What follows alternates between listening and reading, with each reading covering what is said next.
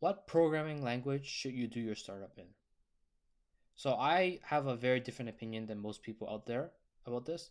A lot of people would tell you is, you know, if your founding team um, has a favorite language to do it in, they should just do it in that language. But I think that's not a very correct approach. I think that you should think of choosing the programming language as a means to an end. At the end of the day, all the programming languages can work, right? It's just all about time and money, right?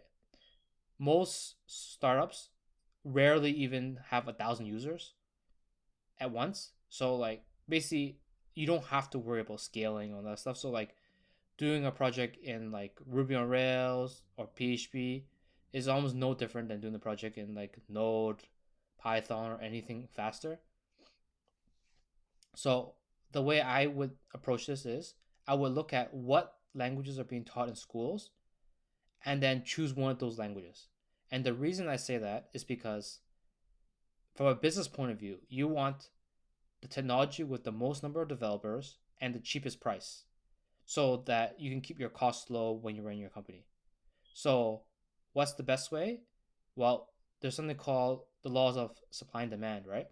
So, if schools are pumping out, X technology developer every year, there is way more supply, so you can probably get them cheaper, right? And then if there's a big enough community, then you don't have to worry about it being not stable.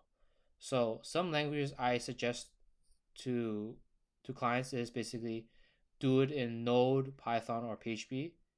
Less so for PHP as schools don't really teach it as much, but you can find an offshore developer that can do it relatively easy. And these these developers are usually generally cheaper than the other stacks. I wouldn't go for an older stack or like a very niche stack like Rust, Golang, Ruby on Rails, as the supply isn't there and you're gonna pay like top dollar for no reason.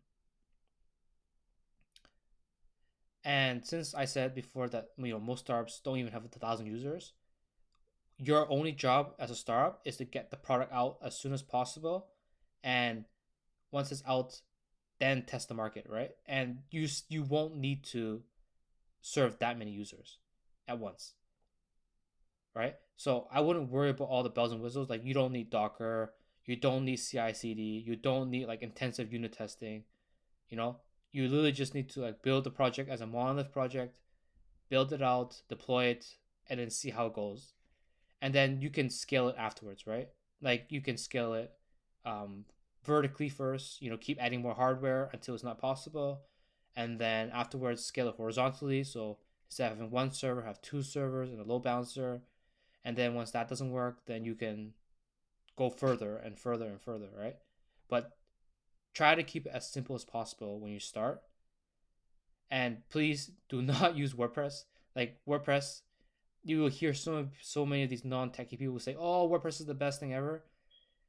There is no software tool that is a one tool fits all, right? Like WordPress was designed to be a blogging platform, and that's it, right? But people have twisted to become like an e-commerce and other stuff. So make sure you don't do it in WordPress. So if you found this information useful, you can check out more resources at onetouchrecruitment.com. And if you want to schedule to use our service, you can book a call on our site.